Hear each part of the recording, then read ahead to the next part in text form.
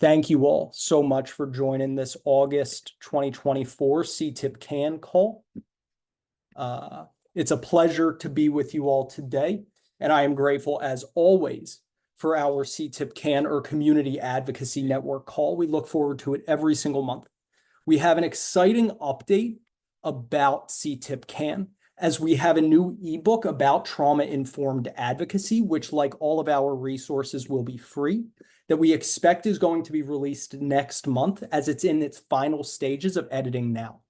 With that release, CTIPP CAN calls after this one through the end of the year will function more like a community of practice where we're going to be bringing together trauma-informed advocates from all over the country working in different geographic and policy areas to learn together and support each other as we promote trauma-informed approaches to our advocacy as we continue to promote trauma-informed policies and practices.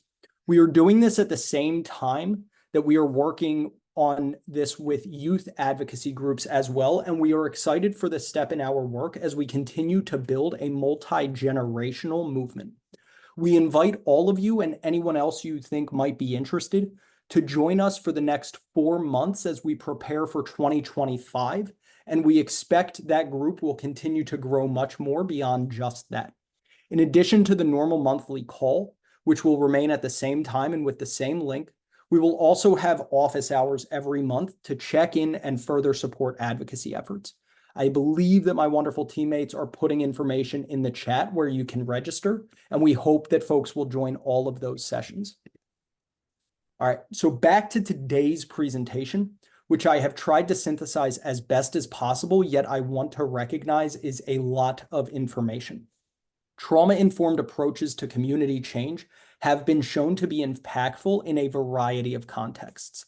I'm going to dive into CTIPP's toolkit on trauma-informed community change, as well as work that we are doing to build population-level resilience through community-led action in advance of widely traumatizing events, such as the impacts of the climate ecosystem biodiversity catastrophe that we are experiencing globally, and then a couple of advocacy opportunities, a reflection exercise, and then breakout rooms for those of you who are able to stay on past the hour. But before we get there, I'm going to speak to the need for trauma-informed approaches as we work to create healthier systems so that all individuals, families, and communities have the opportunities and supports necessary to thrive. At the root of so many issues that our society is grappling with today, we find trauma. When there is a root cause of a linked set of public health outcomes, it is called a syndemic. Just to give credit, I learned that from Dan German, who was on the call today. So frequently, we deal with each of these issues by themselves, and this work is critical to address the stress our society faces from each of these issue areas.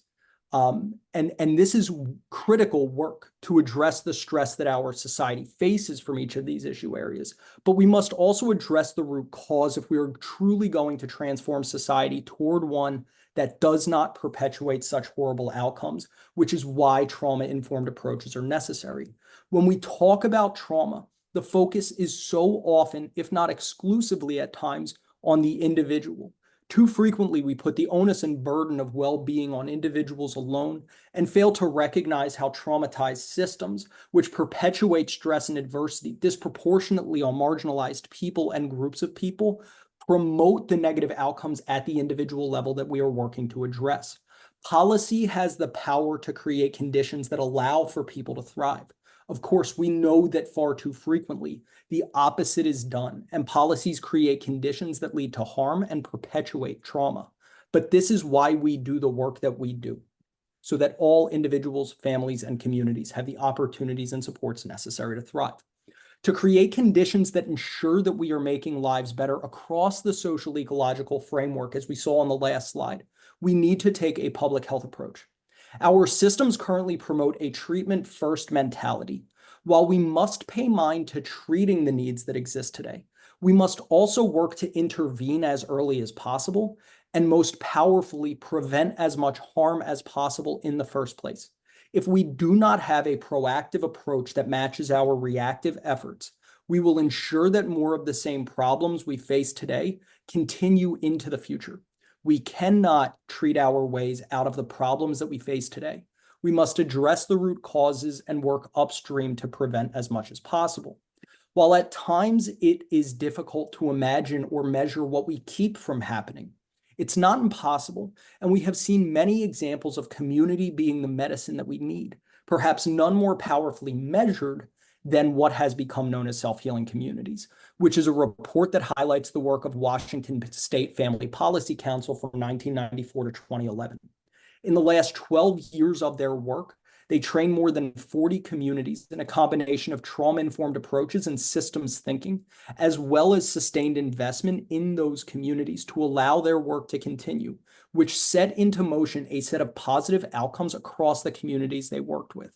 Their belief was that leaders existed throughout community, and they worked to nurture and expand that leadership so that folks bought into the process for the long term.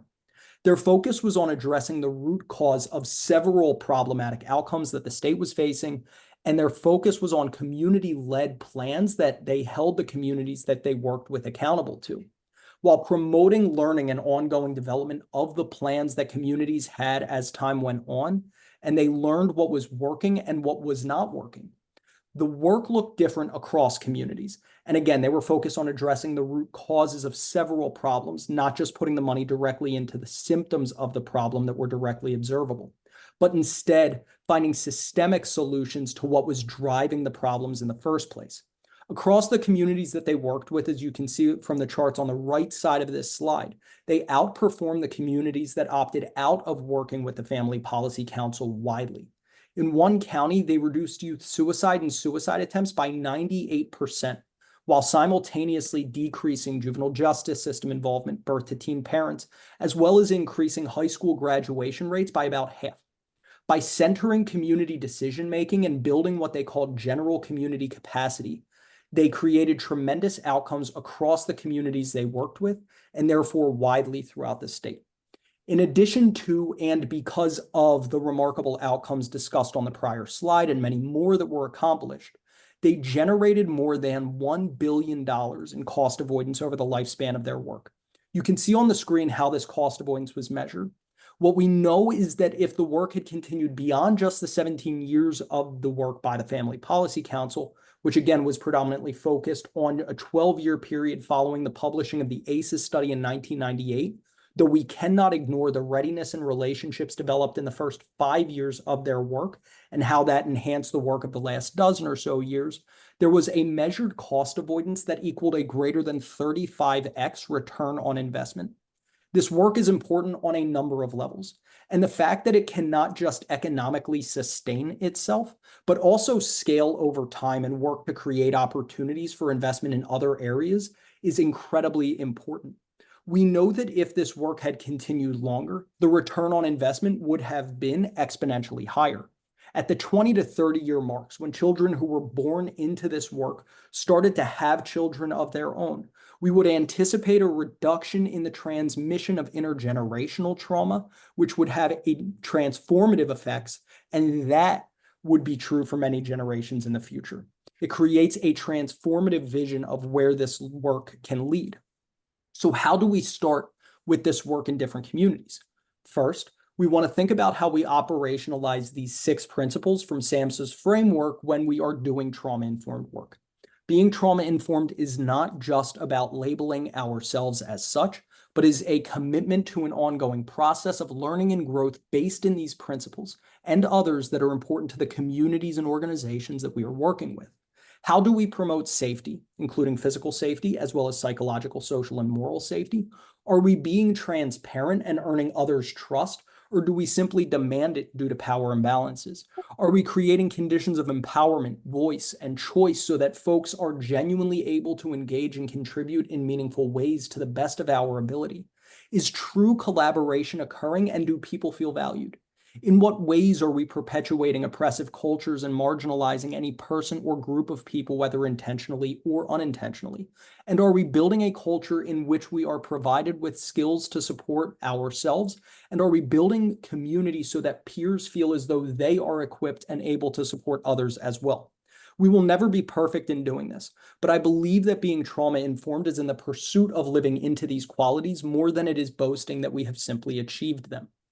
In addition to using a trauma-informed approach, it is important to address community-level change through systems thinking. Frequently, we try to address problems with linear thought, believing that if we do X, then Y outcome will occur. Humans and communities are not so simple. While this thinking may be good for simple processes, when doing community work, we are dealing with complex systems. That does not mean that every solution itself needs to be complicated, but simple solutions must be developed with an understanding of the complex ecosystems that they are being embedded in if they are going to be successful over the long term.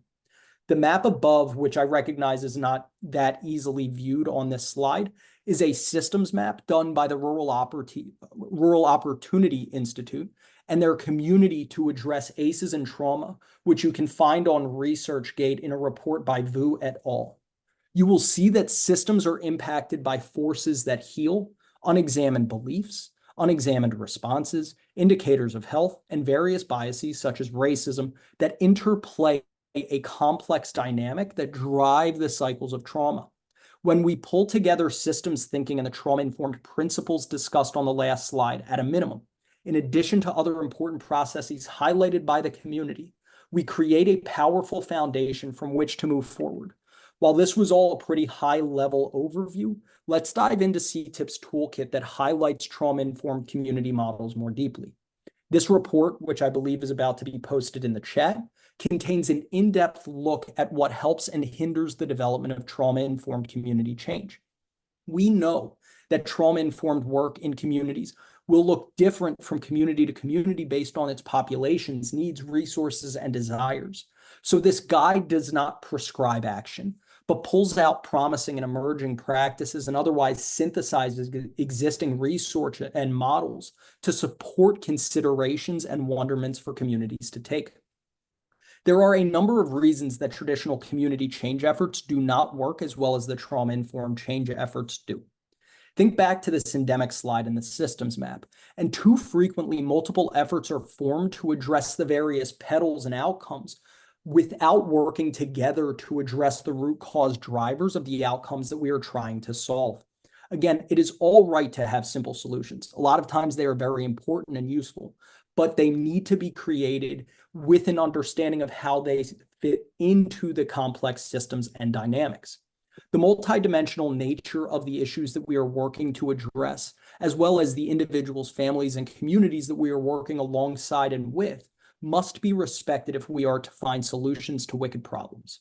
And far too frequently in community change efforts, it becomes a group of people or an organization that are trying to change a community rather than an engaged process that creates conditions of empowerment and safety for the community itself to be engaged and lead these processes of change, which not just leads to better outcomes that we track, but also creates a greater likelihood of sustainability for these efforts. We must move beyond, or at least at first be willing to critically examine existing paradigms that further inflict trauma and therefore limit the impact of the positive community change we are hoping to create.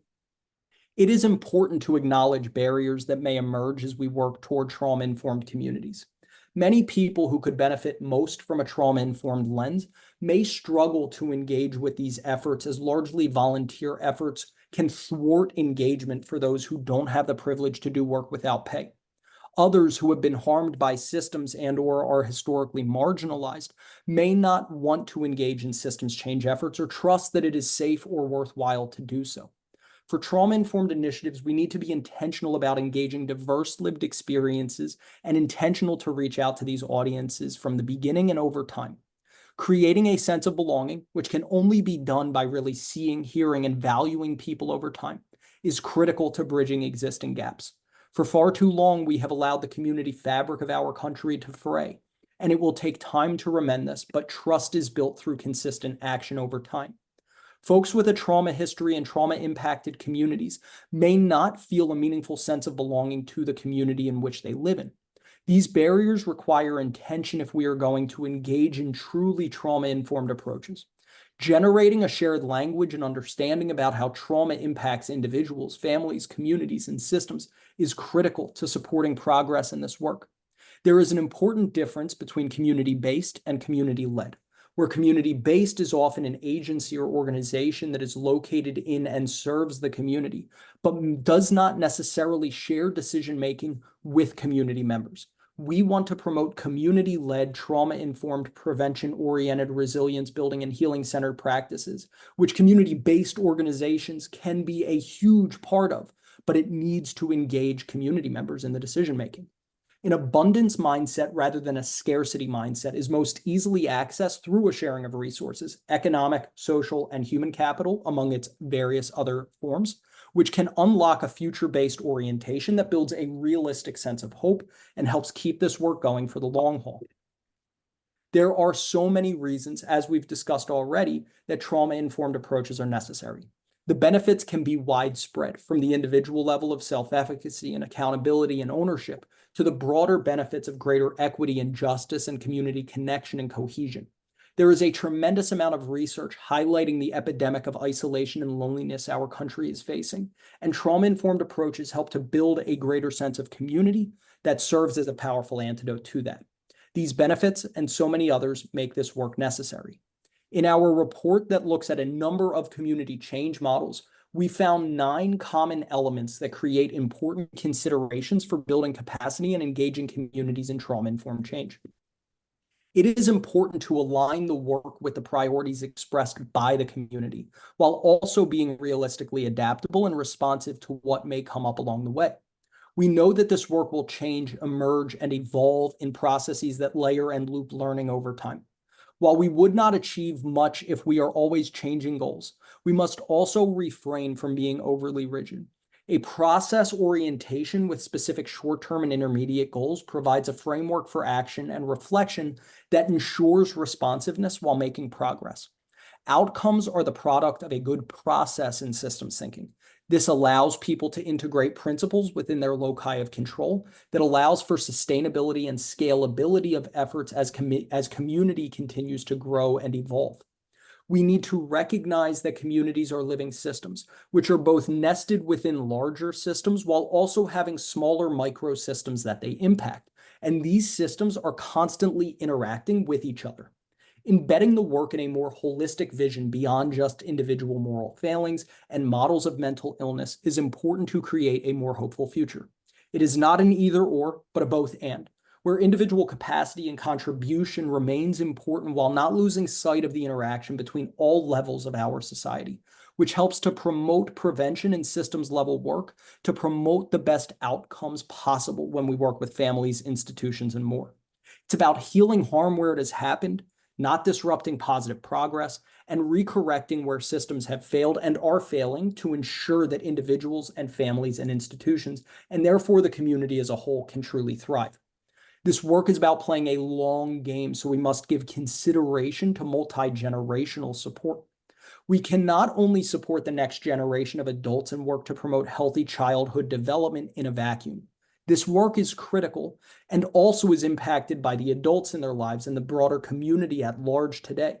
We must recognize the significance of community context and create conditions of safety in all of its forms throughout the community, engendering trust in community members to promote well-being for everyone, leverage their wisdom, establishing trust with systems to support the community at large.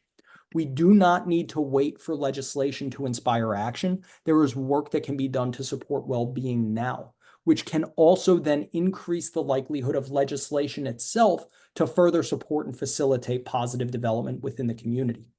Centering approaches to mobilize existing capacities and resources is critical to creating conditions of empowerment, promoting senses of agency to enact change, and noticing and growing wisdom and strength in ourselves and others.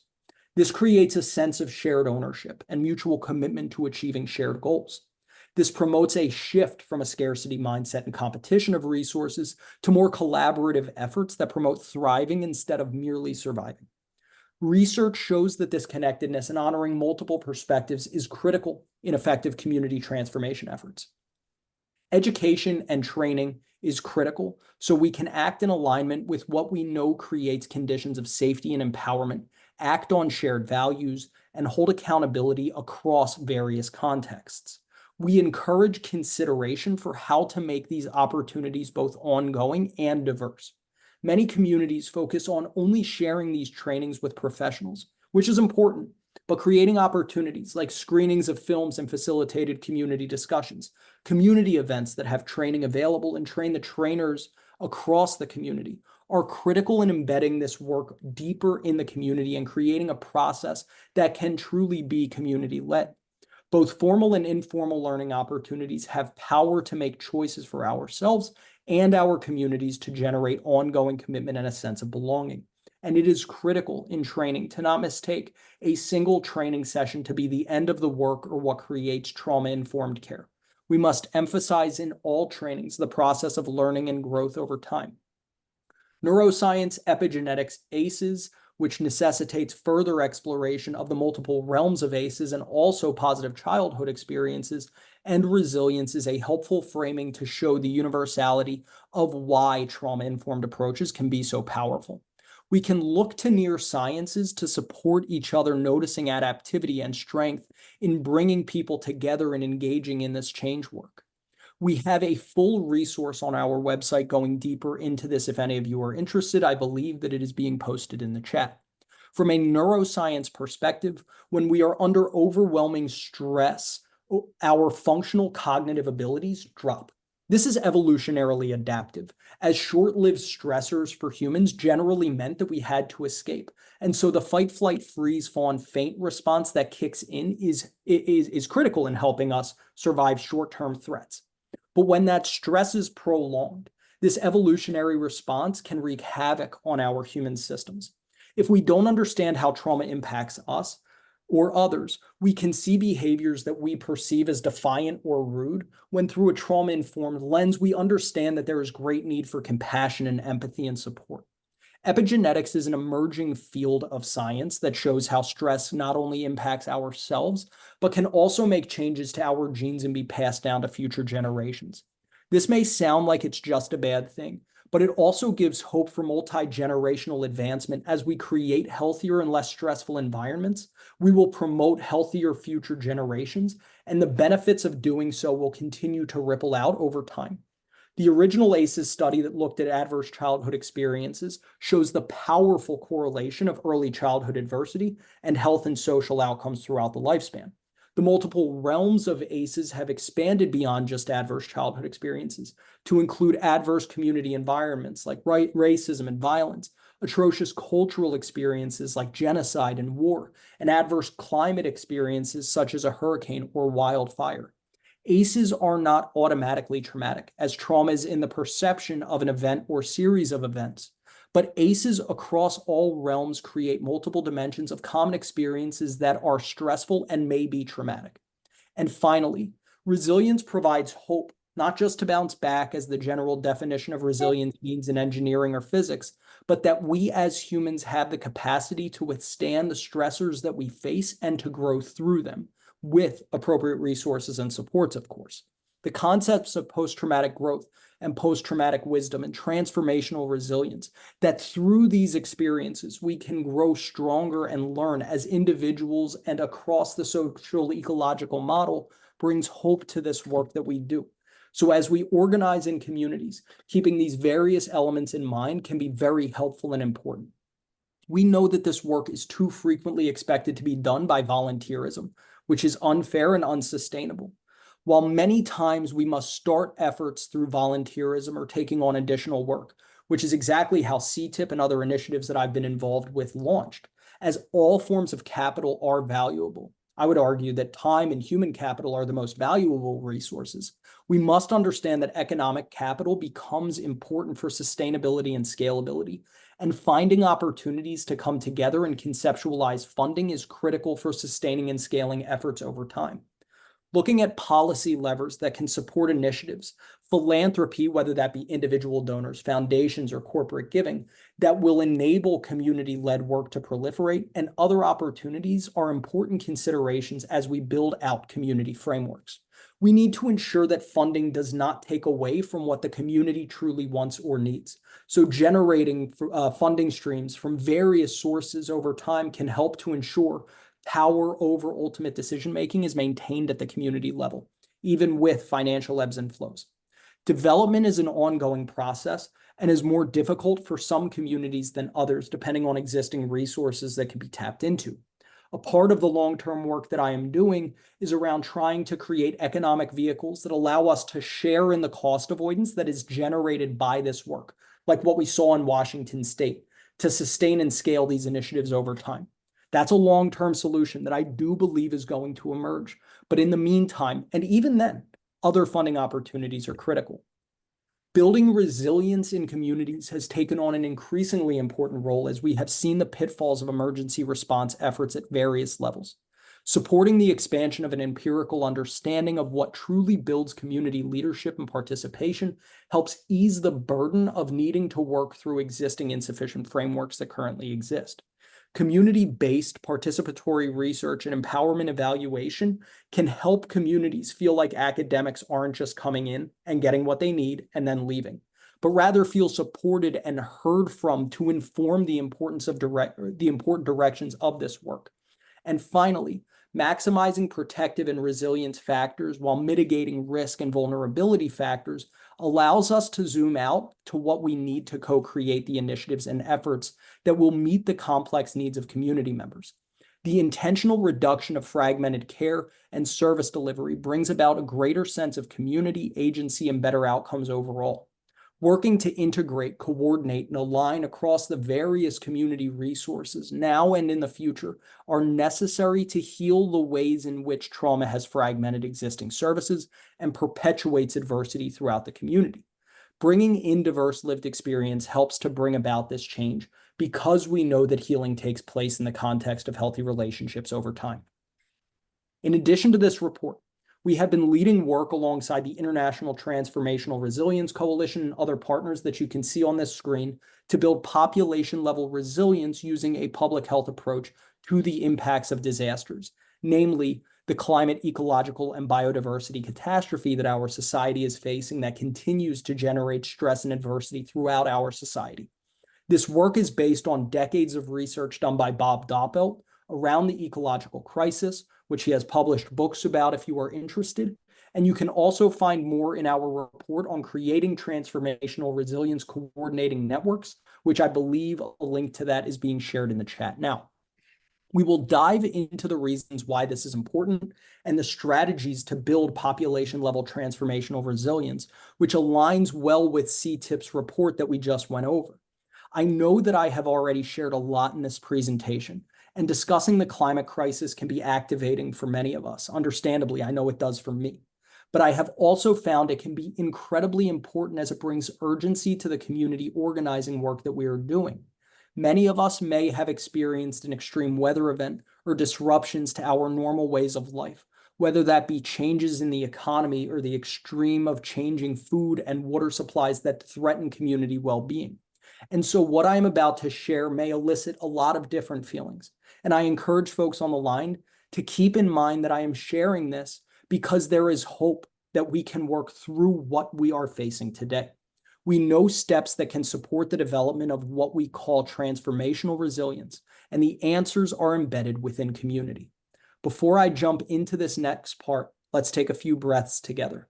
You can lower your gaze or close your eyes if you'd like, whatever makes you feel comfortable, perhaps softening your posture and ensuring you are comfortable and present, or maybe you prefer to stand for a bit, whatever your preference is. My personal favorite breathing exercise that I come back to is one that I call wave breathing, where we imagine that our inhales and exhales are traveling along the peaks and troughs of a wave. I find this comforting because it is motion that exists everywhere in nature, and it makes me feel connected to the world and universe around me. So we inhale as we travel up the wave, and then start to slow our inhale as it gets over the peak, and then begin to exhale as we travel down the wave, slowing down as we reach the valley, and then begin to inhale again as we work our way toward another peak, and so on for as long as you need. If this breathing exercise isn't working for you, feel free to use another that you prefer, and we will take just a short moment together to breathe before we move forward.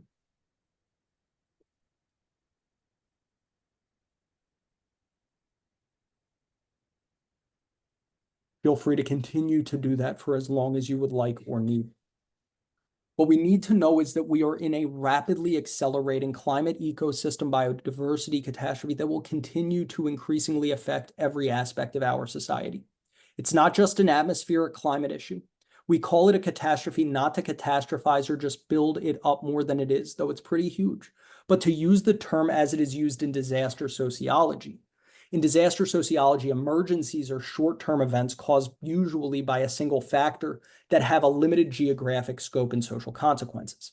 A disaster, in contrast, is a much larger and longer time frame with larger impacts, but they're still characterized as single events that end and give people time to recover. A catastrophe is defined as an event that has multiple interacting impacts that are very substantial and widespread, which build upon themselves and are cumulative and often have unforeseen surprising consequences. So consequently, they are far more complex, severe, and prolonged than an emergency or disaster. And most importantly, we can't respond to a catastrophe in the same way or try to manage a catastrophe in the same way that we would an emergency or disaster because they are more complicated, severe, widespread, and unforeseen, cumulative, and prolonged. But what we've been doing mostly so far, where there is work being done to prepare people for what's coming at all, is to use approaches we've used in the past to prepare for emergencies and disasters. That is, single events that end and give people time to recover. But the climate ecosystem biodiversity catastrophe is clearly a catastrophe that requires a different form of response. If we leave this unaddressed, if we do not respond differently, we're going to see an epidemic of mental health problems or traumas around the world. We are already seeing this. So what we really need to do is proactively build population-level transformational resilience, not just treat individuals who show symptoms of pathology after they've been traumatized or react to the next disaster, or hope that enhancing external physical resilience is going to be sufficient. All of that is important and will remain important, but we've got to do much more. The ability to work across all of our relationships also was reaffirmed by a statement by the noted clinical psychologist, Dr. George Albee, who once said, "No epidemic has ever been resolved by paying attention to the treatment of the affected individual." Now, this is a clinical psychologist, not a physical health person. So we're not just talking about something like COVID here. He was talking about mental health and human service issues, and we still shouldn't just focus on the individual alone. This underscores the need to expand our approach beyond just individual services to prioritize a public health approach to mental wellness and transformational resilience. So what does this mean? A public health approach to mental wellness and transformational resilience takes a population-level approach, just like any public health approach does, not merely focusing on individuals with symptoms of pathology or high-risk groups, though they must be included using proportionate universalism in life course approaches. Our mantra has got to be to leave no one behind. Everybody is going to be involved with this. The focus must be on preventing problems before they emerge, not just reacting to or treating them afterward. And many of the programs and initiatives we've seen integrate group and community-minded healing methods often run by peers is in the prevention strategy. So we always have to remember that prevention is the cure.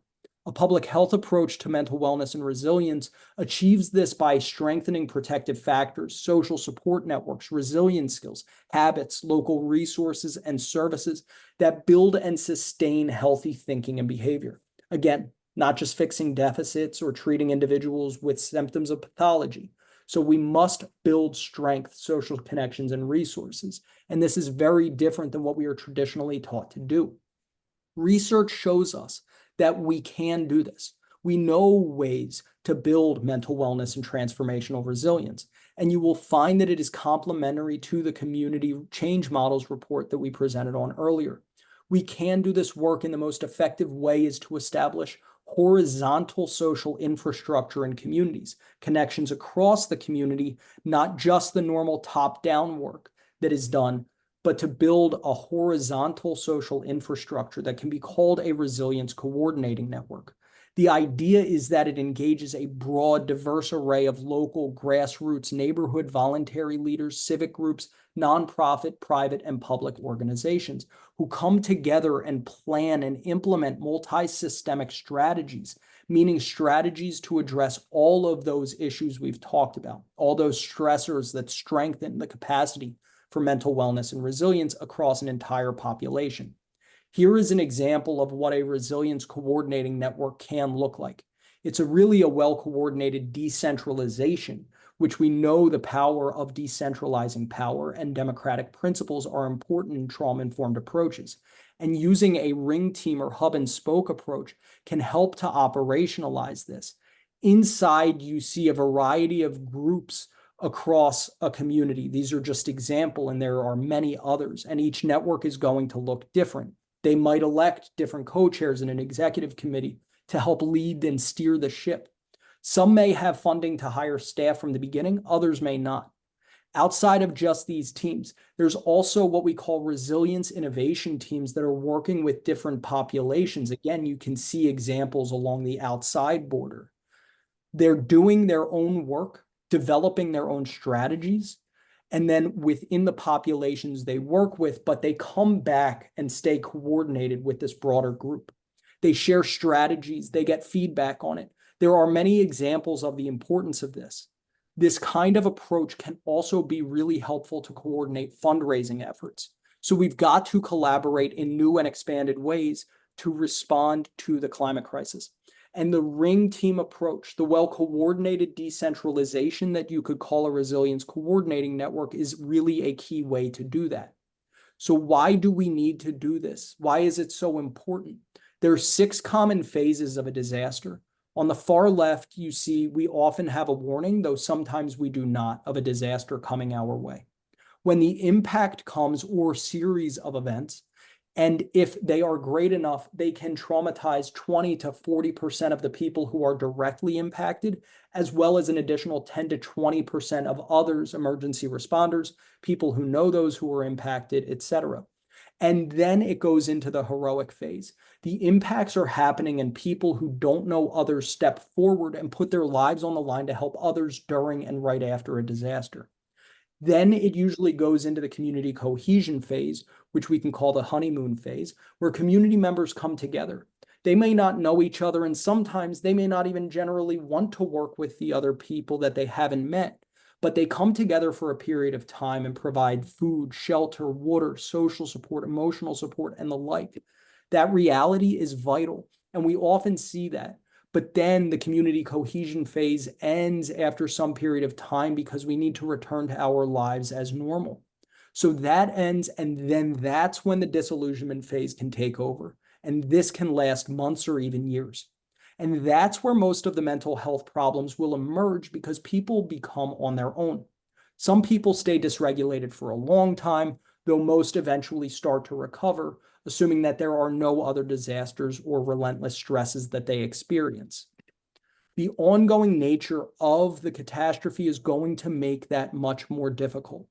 So why do we need resilience coordinating networks? Because the climate ecosystem biodiversity catastrophe is going to continue and actually accelerate for decades. Most mental health problems surface months or later after those direct impacts occur in that disillusionment phase. So we need to build the horizontal social infrastructure in neighborhoods and communities to sustain the community cohesion phase over the long term. That's what we're really trying to do. Not just let people go out on their own and experience those issues, but to do this together. The ITRC work kicked off with an extensive research project that took about 2.5 years, looking all over the world for ideas on how to prevent and heal mental health problems generated by widespread relentless adversities. And they found out that there were several. What we would call it in the Western world is the public health approach that is most effective. They found 5 key areas that are going to be specifically needed for the climate emergency. And by far the most important is to build strong and weak social connections throughout the community. By strong, I'm talking about people who you know, friends, families, and neighbors who you share your life with in some way. By weak, I mean people who you don't share personal things with, but you're still connected with in some ways. And you can call it bonding, bridging, and linking social support networks. Building social connections is vital to address the toxic social isolation and loneliness that is generating profound mental health problems today. But true connections have been found to be far more important than first responders during the first 3 to 5 days, and often much longer for many disasters. This is not to minimize the critical work that first responders do, but is to highlight the importance of strengthening social support networks within communities. And social connections are especially important in a crisis, even more so during a catastrophe like we are experiencing now, because they provide the emotional and practical support needed for resilience and well-being. When people engage in this kind of work, some people find meaning and purpose in their lives by assisting others in some way. So building those social connections often gives people a new sense of meaning and purpose and hope by going out and assisting others. The second core foundational area is to ensure a just transition by actively engaging residents in creating zero-emission, climate-resilient, physical, built, economic, and ecological conditions. Locally owned and operated businesses, healthy and safe public spaces, parks, equitable transportation, healthy forest and ecological systems, healthy and ample housing, etc., is all critical. We may not usually think of this as our job in the mental health and human services world, but it is, and we need to avoid that siloing because unhealthy local conditions create mental health problems. But we have seen in many community organizations doing this work that active engagement in creating healthier local conditions from the bottom up enhances hope, which builds resilience and adaptability. We have actually seen people increase their senses of hope and therefore mental well-being by engaging them in this kind of work. At the same time, while integrating external physical resilience with human, social, physical, and emotional resilience, what we mostly focus on is trying to harden physical infrastructure in our communities. That's called climate adaptation in many cases, and that's usually completely disconnected from this work, but it has to be connected. At the same time, reducing local emissions, strengthening physical adaptation in other ways. When you engage residents in that, you create the political pressure for change and create active senses of engagement that create conditions of empowerment that can also support transformational resilience. We want to emphasize here that there is no community resilience without human, social, psychological, and emotional resilience. We cannot just focus on external physical resilience. Actions to reduce emissions, regenerate, restore ecosystems, strengthen physical resilience is going to have limited effects unless they are fully integrated into efforts that build population level mental wellness and transformational resilience. At the same time, disaster preparedness and response and disaster mental health and other human services are going to be much more effective when they're integrated into these community-led resilience building initiatives. The third foundational area is to really build universal literacy about mental health and transformational resilience. This feeds off of health literacy. And what the research shows that people are very health literate and literate about mental well-being and resilience are very low. But you want to build that by helping everyone become trauma-informed, helping everyone understand how trauma and toxic stress can affect their mind, body, emotions, and behavior, and then learn presencing and purposing skills, which are self-regulation and adversity-based growth skills. This helps people understand what is happening within them and around them, which can normalize their struggles and reduce their fears of being stigmatized.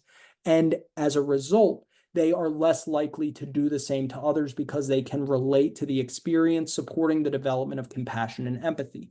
And while it also builds the knowledge and skills needed to prevent and heal their own mental health struggles, it can motivate some people to find new meaning and purpose and hope in life by helping others become trauma and resilience informed. We find that to be the case often. The fourth area is to help residents regularly engage in specific practices that enhance mental well-being. Laughing often, practicing forgiveness and gratitude, which can be difficult during stressful times, are still important to do when and as often as we are able to. Active engagement in these activities and building community cohesion releases trauma from the nervous system, which helps prevent mental health issues and heal them, while it also helps build social connection.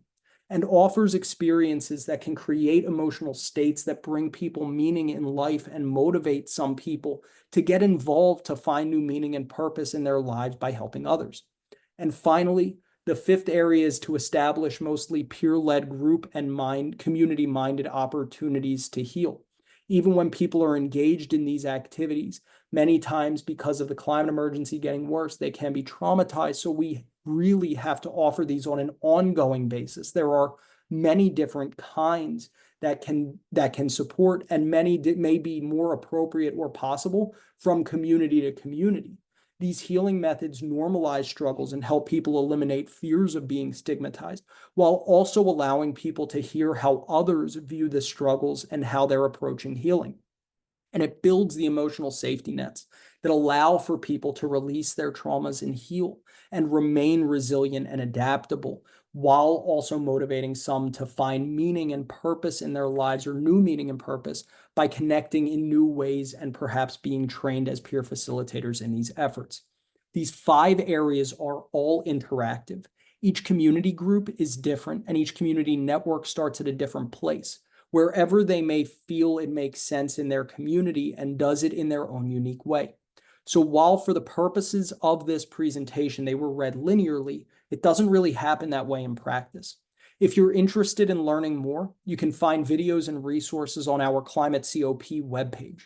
We will be doing another community of practice with a full curriculum to promote this work, and are creating a commissioning program to support communities in engaging in these processes. We are going to launch that via webinar on October 1st at 12 p.m. Eastern Time. And if you would like to join that, a team member should have just put a link in the chat to register for that.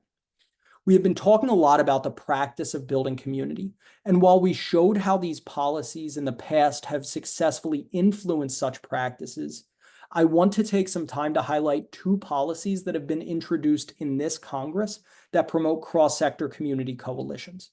Section 101 of RISE creates a new grant program to fund community coalitions to address trauma, with a price tag in the current bill of $4.8 billion over 8 years, or $600 million per year. Beyond just this program, as you can see on this slide, there are a number of other important provisions in this bill that would support trauma-informed approaches.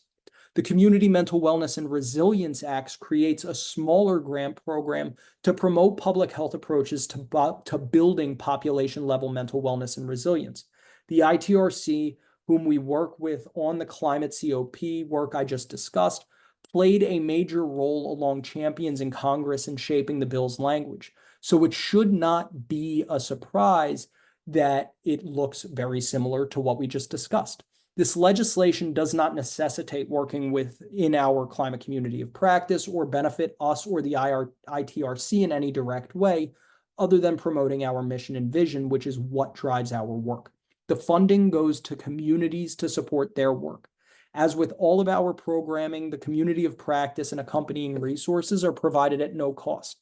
What both of these bills do is build capacity within communities to organize around trauma-informed and healing-centered approaches, and we will continue to work with growing numbers of advocates and offices to get this passed. We will work from there to support communities as best we can. As has been our vision for a long time, the power of a national organization promoting trauma-informed care only matters insofar as those practices are embedded within the community fabric all across the country, and we hope someday all around the world. It is where the work must be done, and this is the type of work that must be done. I believe that links are being put in the chat for you to reach out to your members of Congress to advocate for these bills now. And I encourage for you to be ready for our widespread mobilization in support of these policies in the new year and the new Congress ahead. In addition to advocating for these yourself, please also share them with your networks and others in your community to put healthy pressure on our elected officials to get these bills passed. What we must recognize in a world that frequently works to treat problems we face with a prescribed medication or treatment, that so many of the deepest problems we face in this world, we must get through together. We need each other to heal. It is through community, which can be defined in a variety of ways, from geographic to identity-based or otherwise, that we will find our ways out of the issues that our society faces today. The principles shared today are hopefully helpful in some ways as you all move forward to build community capacity, to work to promote healing and transformational resilience. I know that it is not easy. The work I do today is informed by the work that I did in Philadelphia communities at the beginning of my career. One initiative in particular, Love, run out of the community center at which I worked, specifically worked to develop a trauma-informed community coalition to address the deeper issues our communities faced beyond the childcare, teen programs, workforce development, and emergency services that the community center itself normally provided. What I shared today is in no way meant to portray that this work is supposed to be simple. These interconnected steps are never truly over. We are just constantly working toward better and learning along the way. But I do believe that it is some of the most critical work and rewarding work that I have ever had the pleasure of doing thus far in my career. And I know members of the thousands of coalitions that do work along these lines feel similarly. I thank you from the bottom of my heart for the work that you do to support each other, to support the communities that you live in, as we work together to make our world a better place. We will now take some time to reflect independently on a worksheet with some guiding questions to help us think about how we can implement trauma-informed community change efforts, whether related to the climate crisis or not, or how we can build upon work in our community if a coalition of this sort already exists. We'll have about 5 minutes to reflect on these questions independently. You can just jot down some thoughts, or you can think through the questions on the sheet, which is, I believe, was just put in the chat as well. And I will put in a Word doc and PDF version if that's easier for you to access. And then for those of you who can stay on beyond the hour, we'll connect in breakout rooms before coming back together in the larger group to share our thoughts and learnings. And then I'm happy to stay on a little bit longer. I know that there was a lot of content and information in this call. I appreciate you sticking with it. And so we are happy to answer any questions during that time. Okay, I'm finally going to be quiet for a little bit so that you can all think about these questions. I'll go ahead and start the timer.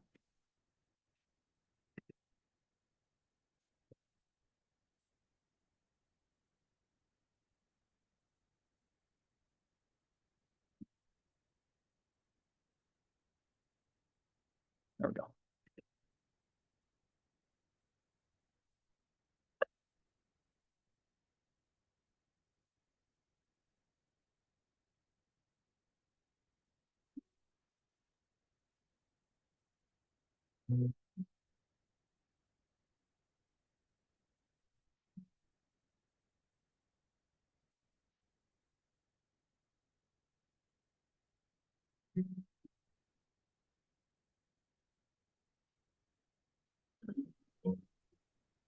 I was just wondering if editing is allowed because I can't edit on mine. Yes, I am going to. So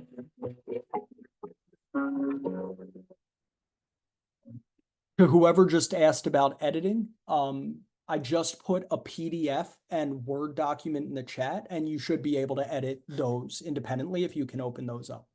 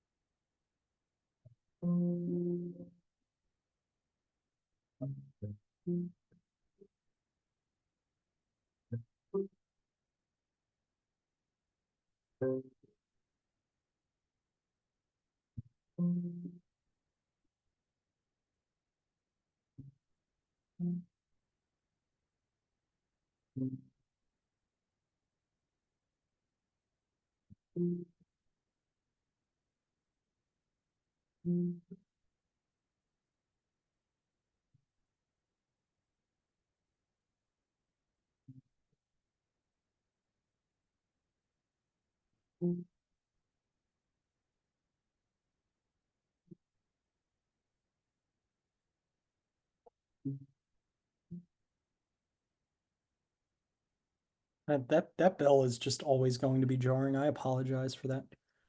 All right. So I know that that was not a tremendous amount of time for reflection, but encourage us to remember that you can come back to those questions and continue to reflect as we move forward.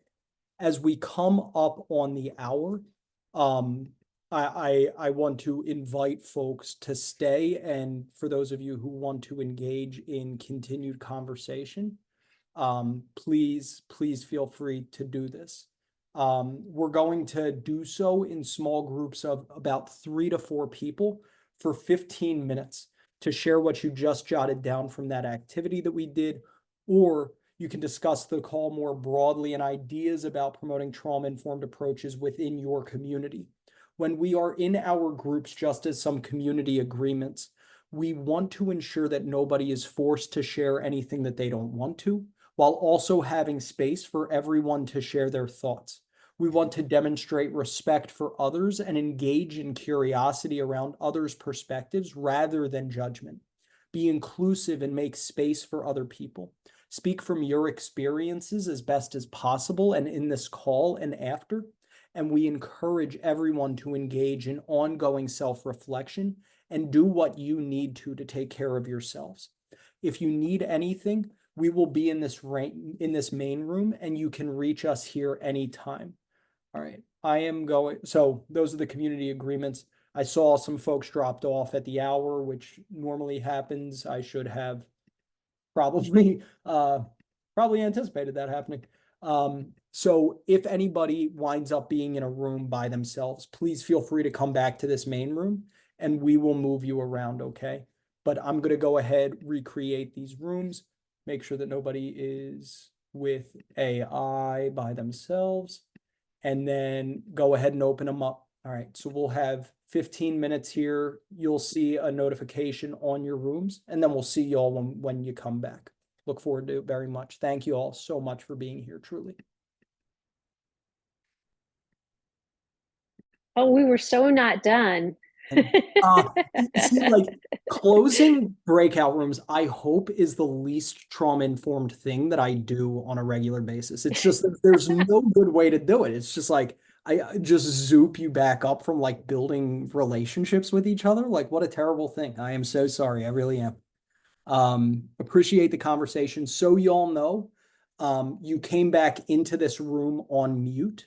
And so if you want to share something, please come off mute to share. But we open up the room to hear what y'all talked about, what ideas you have as we move forward with this work in the communities that we live and work alongside.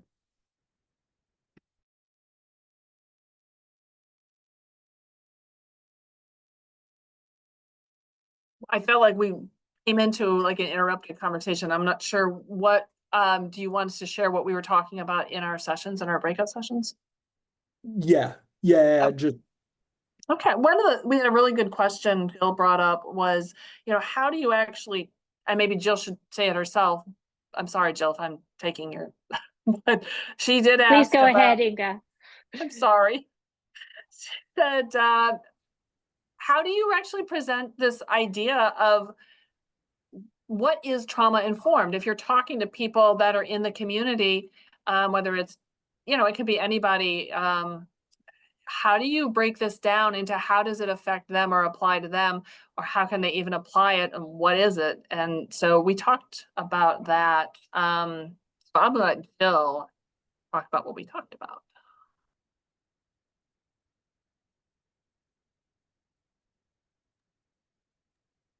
Are you there, Jill? Maybe she won't. Yeah, no, that's great. It was, using language when you talk about the systems and the systems we have to bring together. And I'm particularly talking about using that term trauma informed, even within, in medicine. I'm a pediatrician, that in and of itself doesn't connect the dots necessarily for what that means and how system changes can affect this. So are there other words? Are there other ways to approach it? And Inga had some great ways and words she talked about in approaching that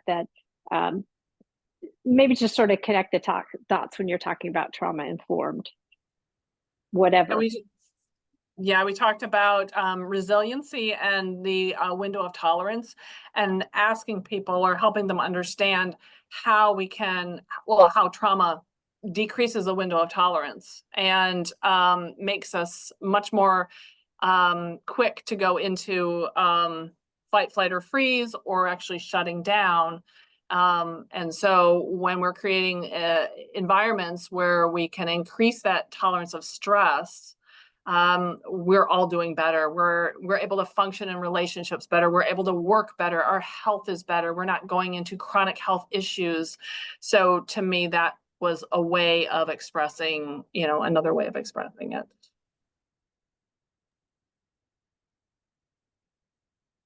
thank you both so much for sharing, and sounds like a wonderful conversation and that y'all had. And yeah, the language is so important, and different language works different in different places. Love the idea of windows of tolerance. It's really, really great. What did some other folks discuss and think about and share? So hi, I'm Anna. I'm in the UK, working in trauma-informed care there. And one of the things that really struck me was talking to Wesley from Chicago is the issues are the same. We're struggling to recruit. Staff are really, really struggling in the communities and in the workplaces. The need is huge, but we don't always have the resource to support.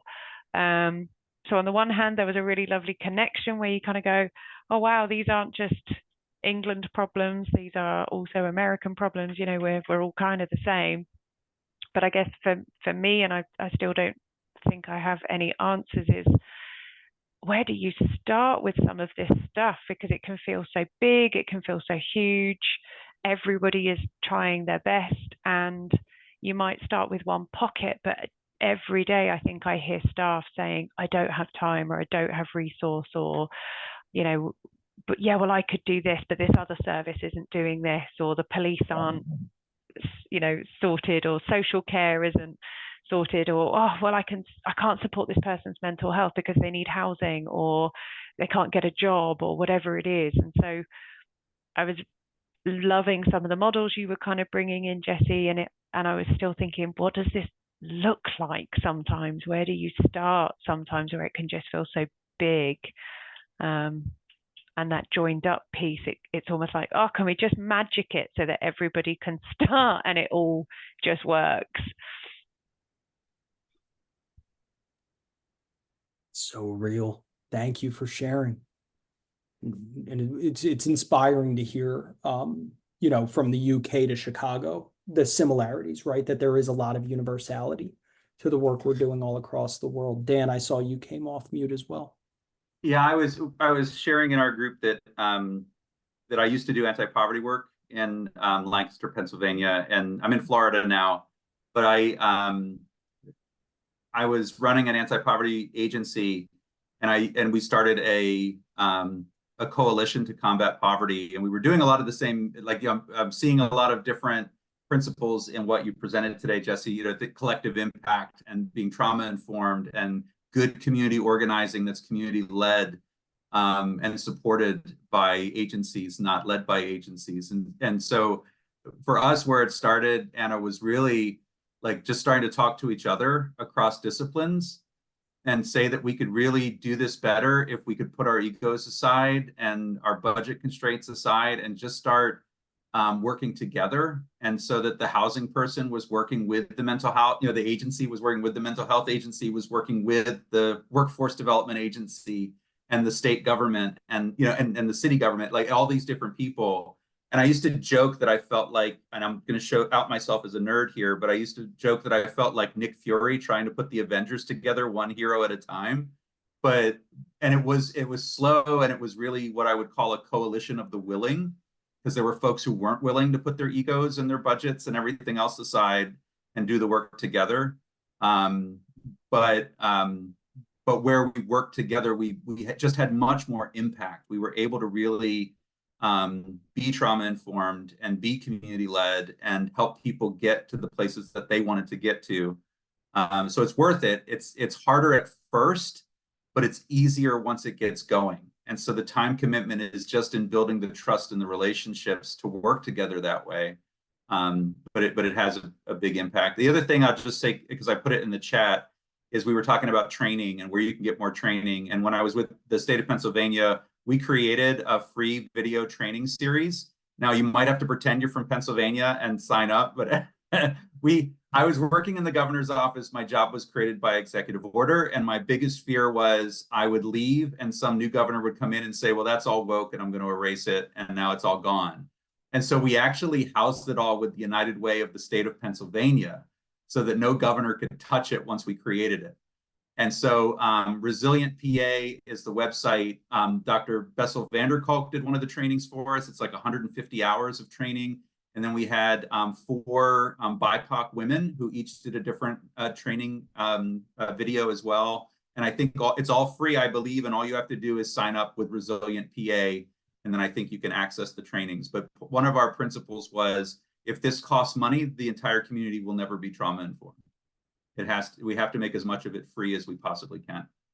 I know California did some similar work as well, where Nadine Burke-Harris put a lot of their resources out there so that anyone could access them and use them in their own states or countries.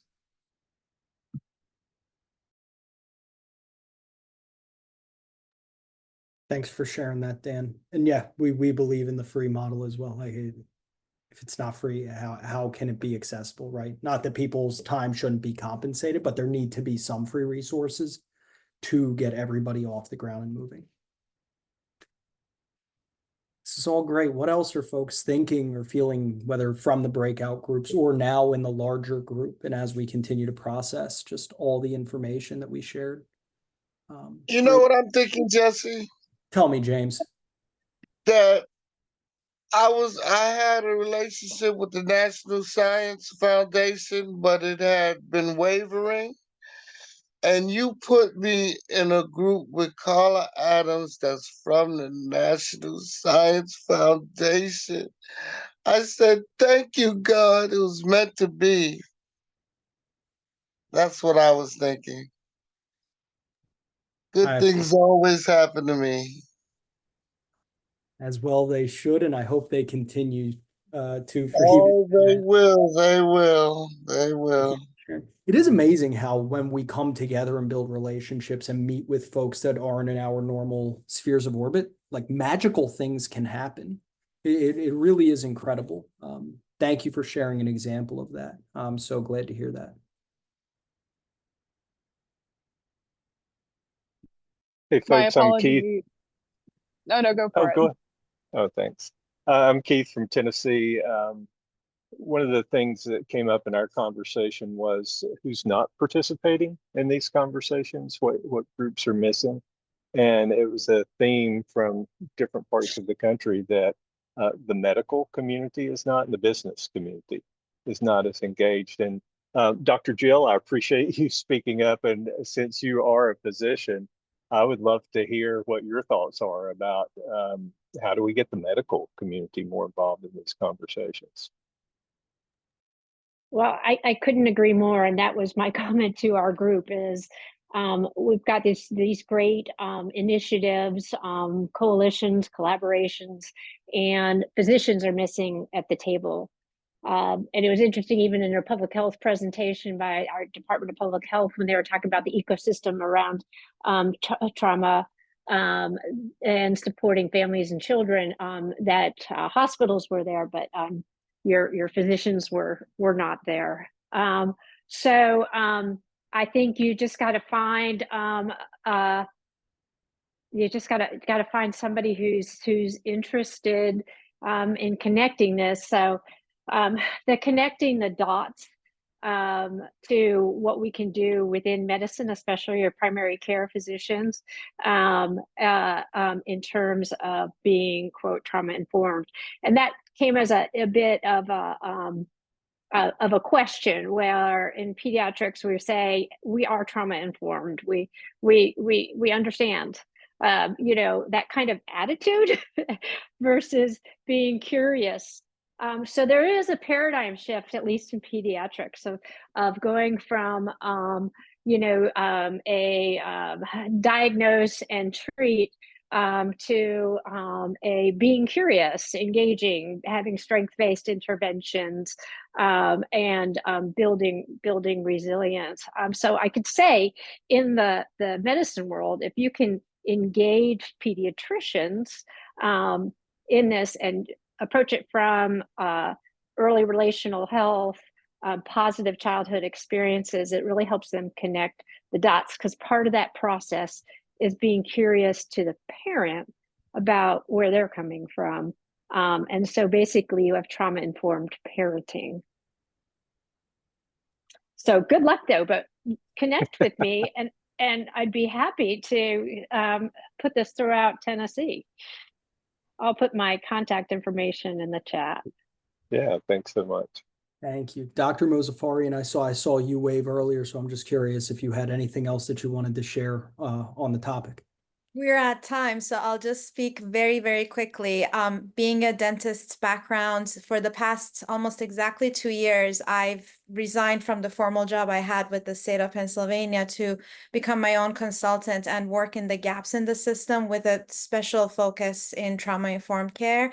And the dental setting, I can go on and on. A lot of times people don't realize the overlap between mental health and oral health, things like employability, school performance, individuals that end up either self-medicating because of the access that they can't have to oral health and dealing with addiction issues, or so many individuals who are dealing with ACEs and then are paired with receiving a big opioid prescription from the wisdom teeth removal, then that trickle effect. I mean, there's so many ways I can explain to you how oral health and social isolation, as I shared in the small group that we have, because if the smile is not becoming to the individual, they don't feel comfortable, they tend to self-isolate. A lot of social events are around eating and enjoying food, so they feel conscious about the choices they have to make in front of others. So it really has, and this is not just my own feelings, these are evidence-based information that we have.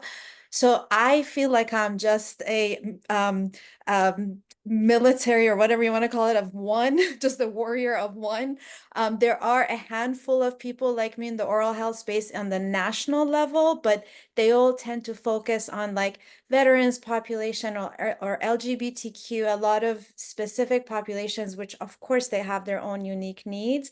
But I am an advocate for universal trauma-informed care in the dental setting as well as all of healthcare, because I finally, through my own lived experiences, have learned the impact on mental health, on the physiological changes and the diseases that can happen on the physical body. So there are like maybe a handful of us around at a national level that are doing this work, but I'd love to connect with anyone and collaborate and see what else we can do moving forward. You put your contact information in the chat? That'd be great. The magic of networking. Thank you That's so much. another awesome, like just really thinking about that, that really resonated in terms of prescribing opiates. I mean, there's certainly, we, you know, are required to do training about it, but I don't know if there's anything about being trauma informed in your training. So interesting to look into, to be able to, you know, prescribe opiates, for example. What a Right on. great opportunity. On a policy level, That's my 5 to 10-year goal, to actually change the delivery of care model to include trauma-informed care in all aspects, for whole person care, as well as even recruitment and retainment of a diverse workforce that's more representative of the public that we have, the societies that we have. I can go on and on. It's my dream, but I haven't found an entity that's willing to invest in doing the work with me. And like I said, I'm just on my own right now, so that's a little tricky. yeah, we just as one avenue. And then Lily, I know that you came off mute earlier, so want to make sure that you have space. Andy, I just saw you came off mute as well.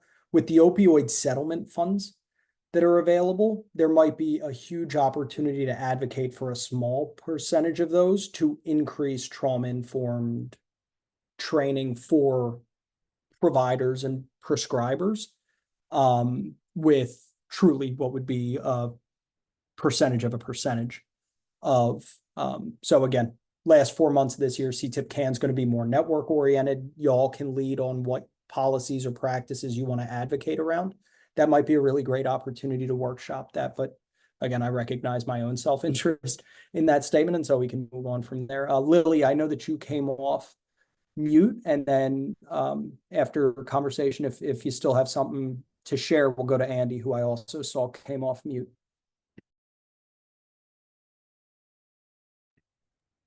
Yeah, so I'm Lily. I'm a therapist here in Denver, Colorado. I work through a trauma-informed lens, and I work with queer youth. One of the things that this conversation just kind of brought up for me was something I noticed a lot among mental health clinicians is this idea that you can take one trauma-informed training and having around how this is something that has to continue, and it is a continuing orientation, and it's not something that you do one time and then just find yourself done with. It's something that has to continue to grow and evolve in order for us to actually be providing trauma-informed care.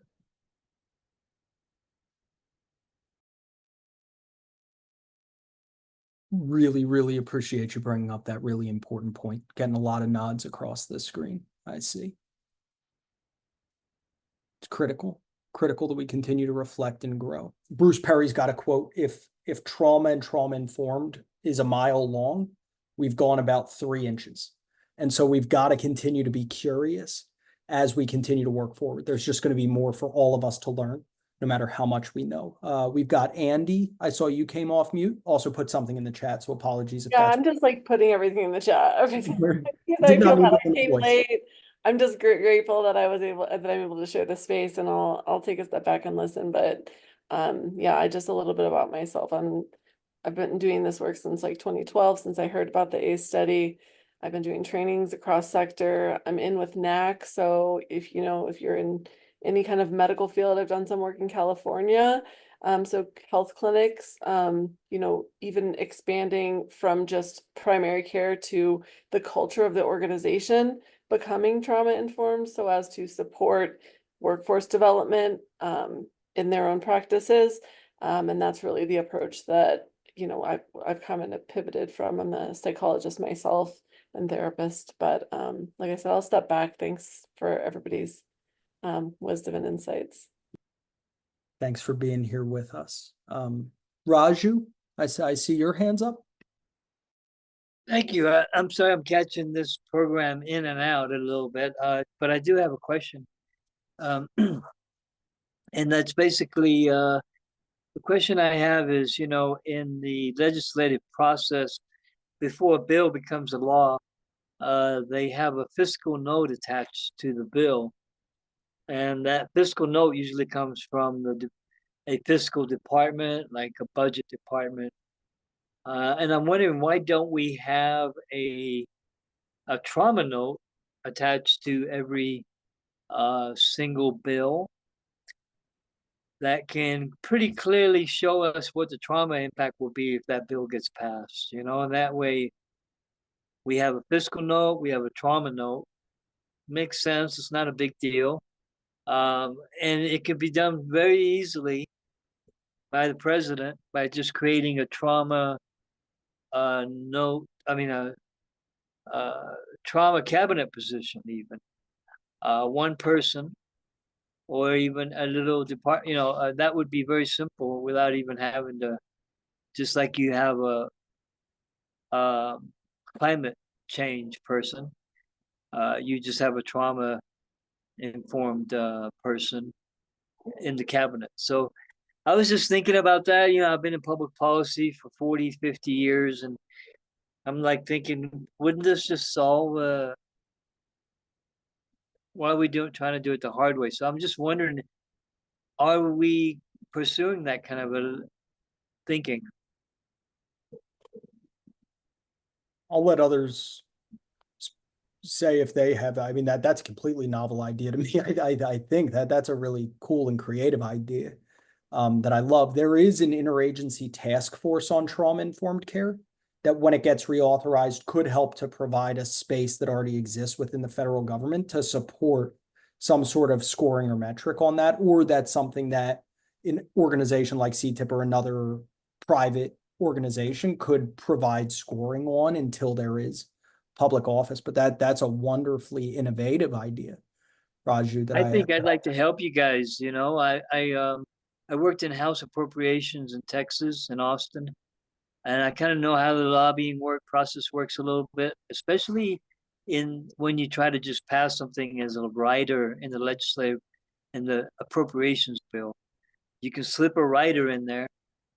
It seems real harmless, but it does exactly what you want done, and people don't realize it until, you know, late in the game.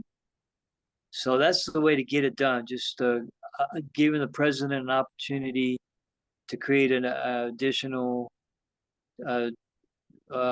member of the inner circle, and that could be kind of on a you know,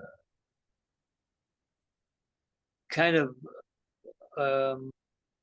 giving advice role. Doesn't have to be a legal a binding opinion. It could just be advice related. Thanks, Jesse. I'll be open to that. I'll get in touch with you. Yeah, appreciate it. Please do. Anybody's always welcome to reach out, right? We want to continue to spur innovation, enthusiasm around this work. So yeah, appreciate you all staying on. I mean, for 100 minutes at this point, for so many of you.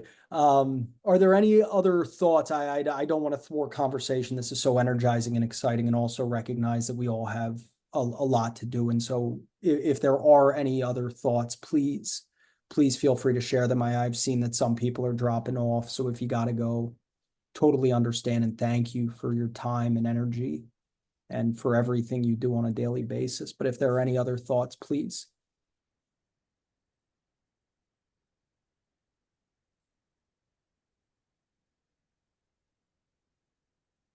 Thanks for holding this space. Appreciate that. Thank you all for being a part of it and holding it as well, right? Thank you. It's a beautiful community. Thank you. Take good care. Thanks, Jesse. Thank you Take care, very much. everybody. Take care. See you all soon.